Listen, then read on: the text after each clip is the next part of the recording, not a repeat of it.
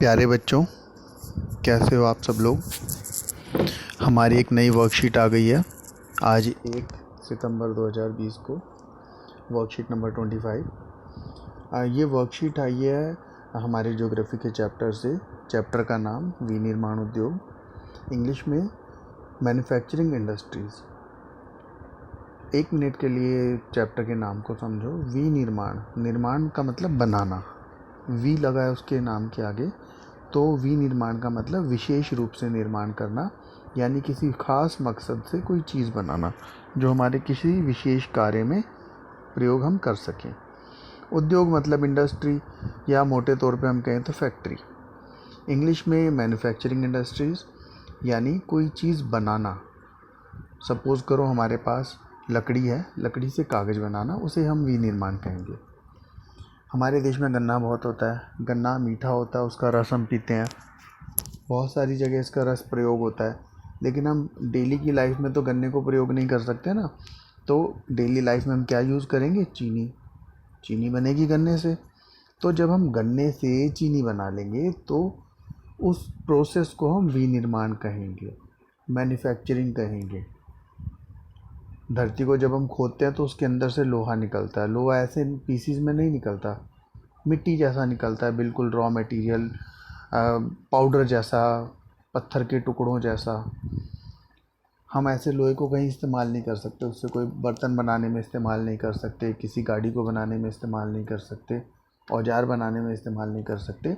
उस कच्चे लोहे को पिघला के फिर प्योर लोहा बनाया जाता है।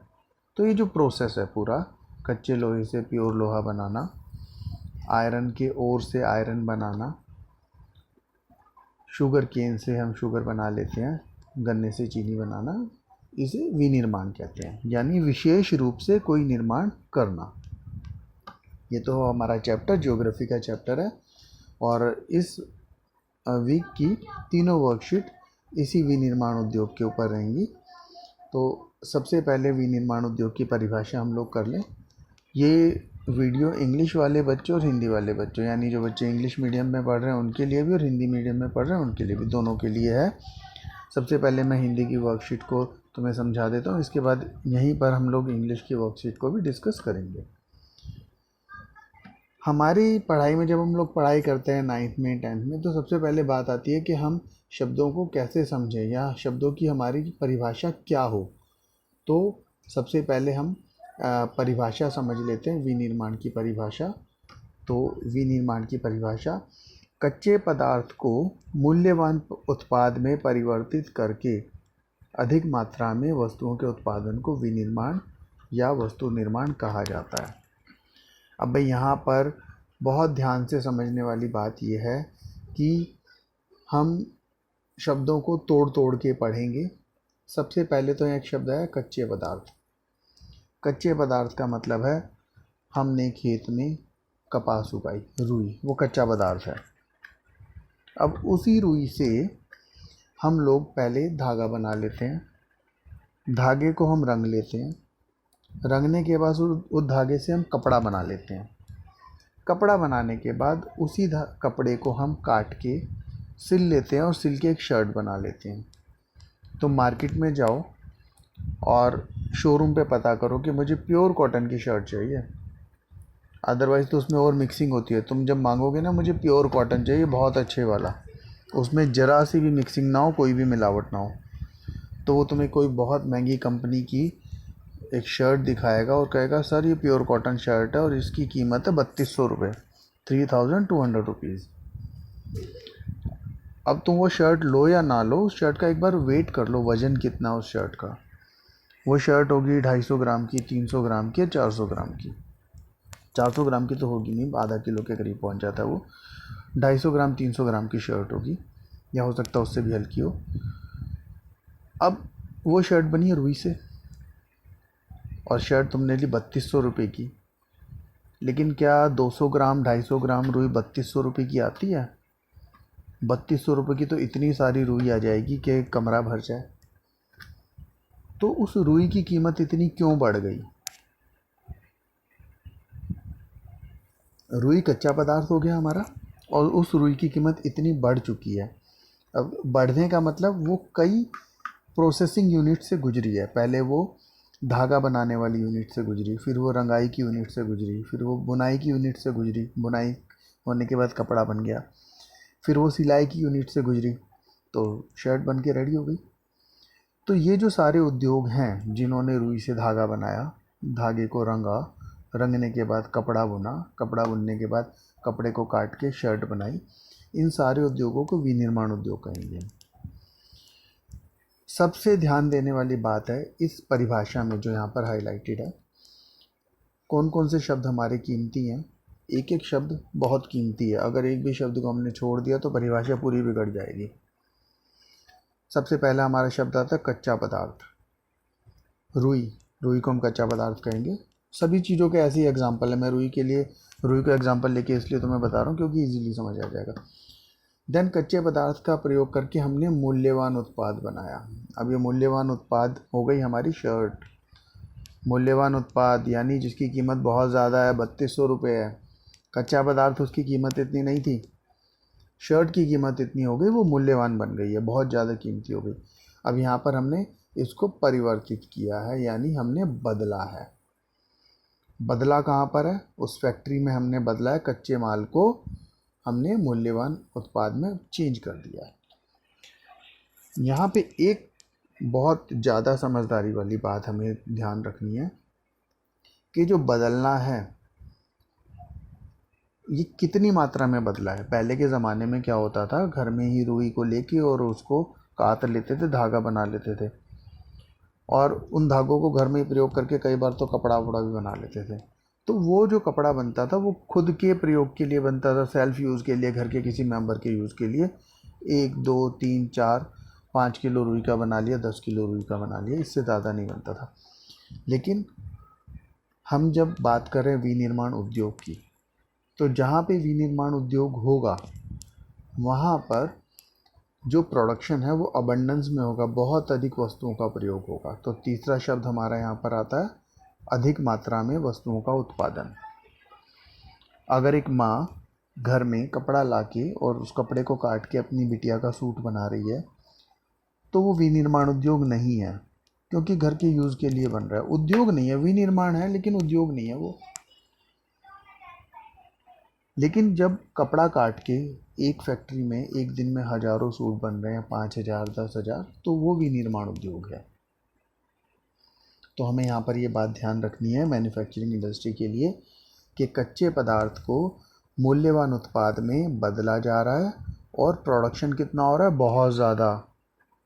तुम सब लोगों ने मुझे नहीं लगता कि कोई बच्चा ऐसा होगा जिसने डिस्कवरी पे या नेशनल ज्योग्राफिक पे फूड फैक्ट्री या फिर ऐसे how do they do it वाले एपिसोड्स नहीं देखे होंगे। अगर नहीं देखे तो देखना, उसमें पूरा वो विनिर्माण उद्योग ही दिखाते हैं कि कैसे वहाँ पर प्रोडक्शन चल रहा है। अब हमारे पास बात आती है, कुछ एग्जांपल हम ले लेते हैं। तो एग्जांपल पहला हमारा है कागज़ बनाना लकड़ी से, देन चीनी बनाना गन्ने से, और आयरन और लोह अयस्क से लोहा बनाना।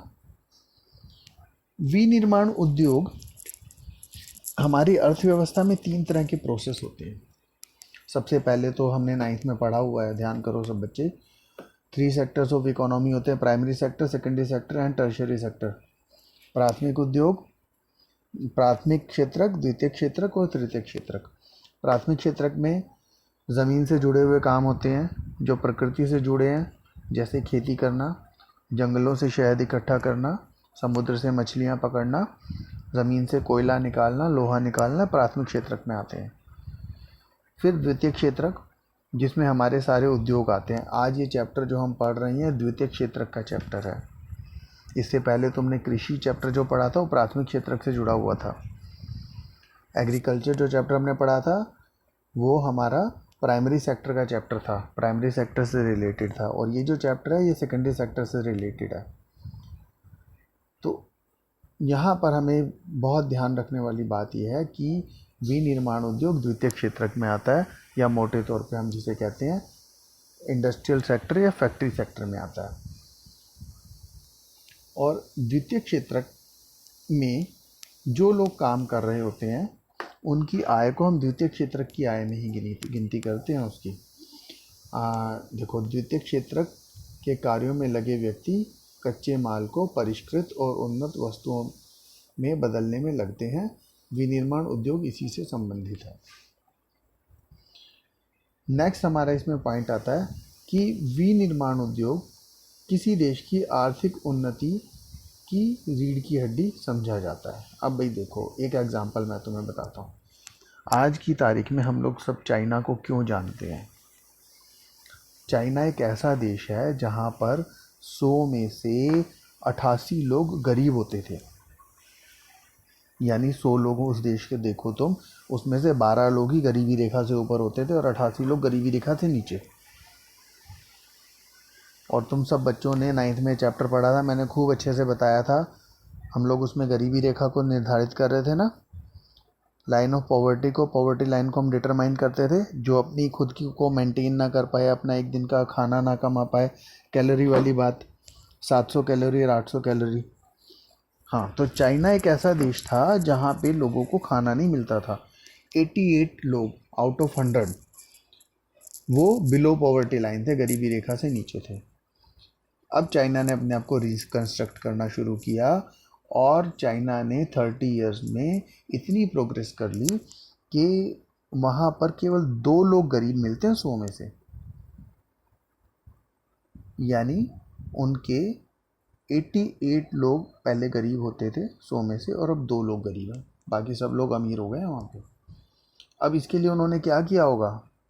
अपने लोगों को काम पे लगाया होगा, उनकी इनकम बढ़ाई होगी ना। अब इनकम कहाँ से बढ़ेगी भाई? 3 ही हमारे इलाके हैं जहाँ पे लोग काम कर सकते हैं। प्राथमिक क्षेत्र में करेंगे, द्वितीयक में करेंगे, या सेवा क्षेत्र में करेंगे। Primary sector, secondary sector, tertiary sector, 3 ही क्षेत्र होते हैं जहाँ पे लोग काम करके पैसा कमाते हैं। प्राथमिक क्षेत्र में लोग खेती बाड़ी ज़मीन से जुड़ा हुआ काम करते हैं। द्वितीय क्षेत्र की विनिर्माण उद्योग आ गया, और तृतीय क्षेत्र सेवा क्षेत्र होता है जिसमें बैंकिंग, टीचिंग, ट्रांसपोर्ट वगैरह रहता है। तो खेती तो बढ़ा नहीं सकते, चाइना के एरिया जितना उतना ही है भाई, बड़ा तो है नहीं। तो खेती में तो बल्कि नए नए औजार और टेक्निक आ जाती है, तो कम लोगों की ज़रूरत पड़ती है। चाइना ने अपने ज़्यादा से ज़्यादा लोगों को विनिर्माण उद्योग में लगाया। आज हम सब लोग चाइना को क्यों जानते हैं? चाइना में फैक्ट्रीज़ हैं, दुनिया भर का सामान बनता है, मोबाइल फ़ोन से लेके खिलौने और पता नहीं क्या क्या बनाते हैं। दुनिया की सारी कंपनियां चाइना में माल बना रही हैं। तो चाइना ने तरक्की की इसी विनिर्माण उद्योग के दम पर, मैन्युफैक्चरिंग इंडस्ट्रीज़ के दम पर। तो इसलिए हम मैन्युफैक्चरिंग इंडस्ट्री को किसी भी देश की विकास की रीढ़ की हड्डी कहते हैं, बैकबोन कहते हैं, बैकबोन ऑफ इकोनॉमिक डेवलपमेंट। क्यों बैकबोन क्या होती है? हमारी जो रीढ़ की हड्डी होती है, सब लोगों ने साइंस में पढ़ा होगा। बैकबोन जैसे वो वर्टेब्रेस होती हैं, उसमें कैरम की गीटियाँ एक के ऊपर एक रख देते हैं हम, हमारी गर्दन से लेके और नीचे तक पीछे एक बैकबोन होती है ना, उसको रीढ़ की हड्डी कहते हैं। अगर वो रीढ़ की हड्डी ना हो तो हम लोग कुछ भी नहीं कर पाएंगे, ना हम लोग बैठ पाएंगे, ना उठ पाएंगे, ना चल पाएंगे, कुछ भी नहीं कर पाएंगे हम लोग। तो रीढ़ की हड्डी हम लोगों को इरेक्ट रखती है, हम लोगों को स्ट्रेंथ देती है, हमारा पोस्चर मेंटेन करती है। रीढ़ की हड्डी सब कुछ होती है। हम इस विनिर्माण उद्योग को, मैन्युफैक्चरिंग उद्योग को किसी भी देश की रीढ़ की हड्डी कहते हैं। और रीढ़ की हड्डी किस चीज़ के लिए? आर्थिक विकास के लिए। यानी विनिर्माण उद्योग किसी भी देश के आर्थिक विकास की रीढ़ की हड्डी होता है। अगर हम किसी देश की फैक्ट्रियों को बंद कर दें, उन पे ताला लगा दें, तो उस देश की तरक्की रुक जाएगी। जैसे अब तुम सब लोगों ने देखा लॉकडाउन पीरियड में खेती तो हो रही थी ना, फसल खेत में बोई हुई थी, तो खेती अपने आप हो रही थी, किसानों को खेत में जाने से नहीं रोका गया। क्या रुका हुआ था? फैक्ट्रियां बंद थी। फैक्ट्रियां बंद थी, उससे क्या हुआ? सब लोग थोड़े थोड़े गरीब हो गए, पैसा सबके पास कम हो गया। ज़्यादातर लोगों को रोज़गार कहाँ मिलता है? फैक्ट्रीज में रोज़गार मिलता है। तो विनिर्माण उद्योग किसी देश में जितना ज़्यादा होगा, उतनी ज़्यादा उस देश की तरक्की होगी। जितनी ज़्यादा फैक्ट्रीज लगेंगी, उतने ज़्यादा उस देश के लोगों को रोज़गार मिलेगा, उतनी ज़्यादा उनको सैलरी ज़्यादा मिलेगी। गवर्नमेंट भी विनिर्माण उद्योग को बढ़ाने की कोशिश कर रही है ना। एक काम प्रोजेक्ट चलाया था गवर्नमेंट ने, मेक इन इंडिया, यानी आओ भारत में बनाओ। और अब भी सरकार कोशिश कर रही है कि चाइना से सारे देश नाराज़ हैं, तो इंडियन गवर्नमेंट कह रही है सारे देशों की कंपनीज़ को कि आ जाओ, हमारे यहाँ तो बहुत सारी लेबर भी है, हम तुम्हें लैंड भी दे देंगे, सस्ती बिजली पानी भी दे देंगे, आओ हमारे यहाँ फैक्ट्रीज़ लगाओ। क्यों बुला रही है गवर्नमेंट? क्योंकि लोग आएंगे, बाहर की कंपनीज आएंगी, यहाँ फैक्ट्रीज लगाएंगी, उससे हमारे देश के लोगों को रोज़गार मिलेगा, उनकी इनकम बढ़ेगी, और लोगों की इनकम बढ़ेगी तो देश की इनकम बढ़ेगी, देश में खुशहाली आएगी। देश की इनकम कैसे निकालते हैं? पूरे देश के लोगों की इनकम को प्लस करके तो देश की इनकम निकालते हैं। ठीक, तो आई थिंक ये थर्ड पॉइंट भी तुम इसका समझ गए होंगे। अब यहाँ पर 3 पॉइंट वर्कशीट में दिए हुए हैं कि विनिर्माण उद्योग को किसी देश की आर्थिक विकास की रीढ़ की हड्डी समझा जाता है। पहला पॉइंट दिया हुआ है बेटा कि ये कृषि के आधुनिकीकरण में सहायक है, ये फर्स्ट पॉइंट यहाँ पे दिया हुआ है।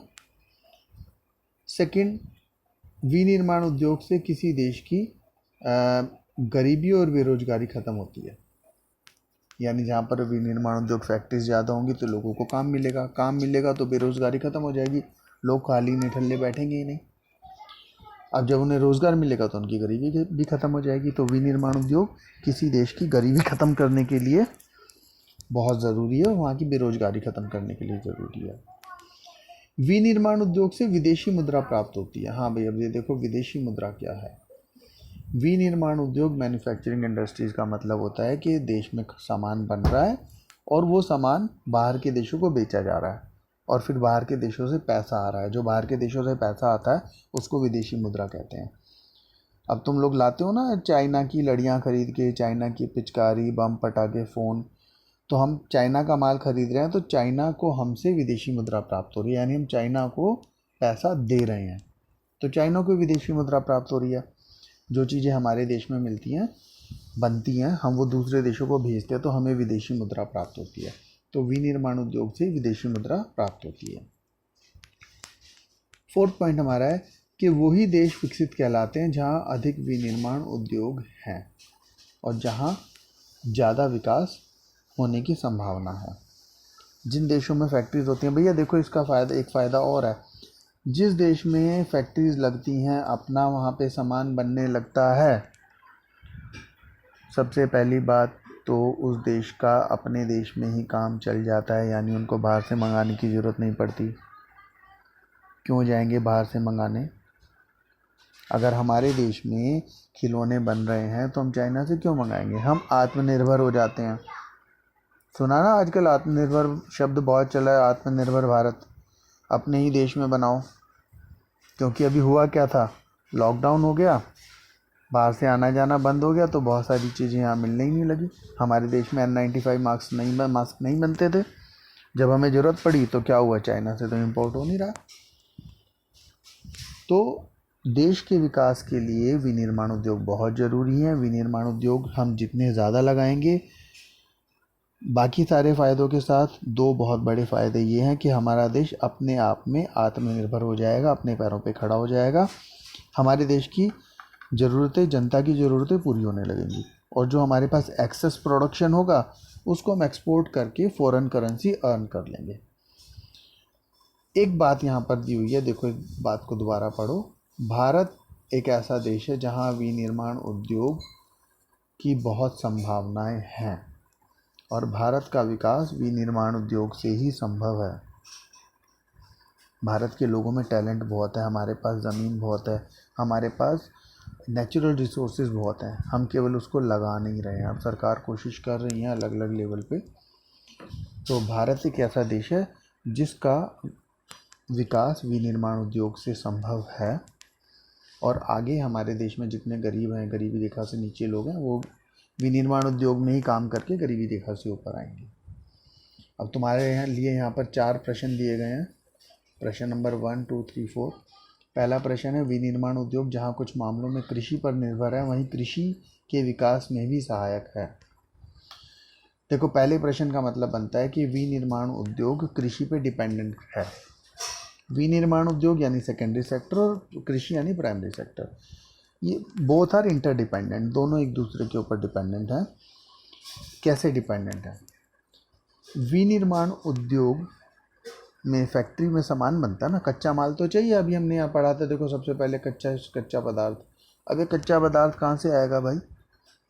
बहुत सारा कच्चा पदार्थ कृषि क्षेत्र से आता है। जैसे हमने स्टार्टिंग में बात की थी रुई की, कॉटन की। कॉटन कहाँ से आएगी? कृषि क्षेत्र से। बेसन बनाने का कारखाना है, कच्चा माल कहाँ से आएगा? चना, कृषि क्षेत्र से आएगा। ऐसे ही बहुत सारा कच्चा माल हमारा सारा कृषि क्षेत्र से आता है। खेतों में फसलें पैदा होती हैं और उन फसलों से सपोज़ करो कि जूट के थैले बनाने हैं, फैक्ट्री में बनेंगे जूट के थैले। अब वो जूट कहाँ से आएगा? एग्रीकल्चर से ही आएगा, कृषि से ही आएगा। तो मैन्युफैक्चरिंग इंडस्ट्री कृषि पे डिपेंडेंट है और कृषि मैन्युफैक्चरिंग इंडस्ट्री पे डिपेंडेंट है। मैन्युफैक्चरिंग इंडस्ट्री को कृषि से कच्चा माल मिलता है और कृषि को मैन्युफैक्चरिंग इंडस्ट्री से क्या मिलता है?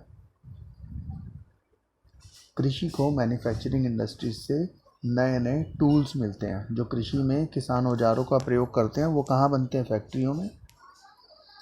कृषि में जिन फर्टिलाइजर्स का, उर्वरक का प्रयोग होता है वो कहाँ बनते हैं? फैक्ट्रीज में।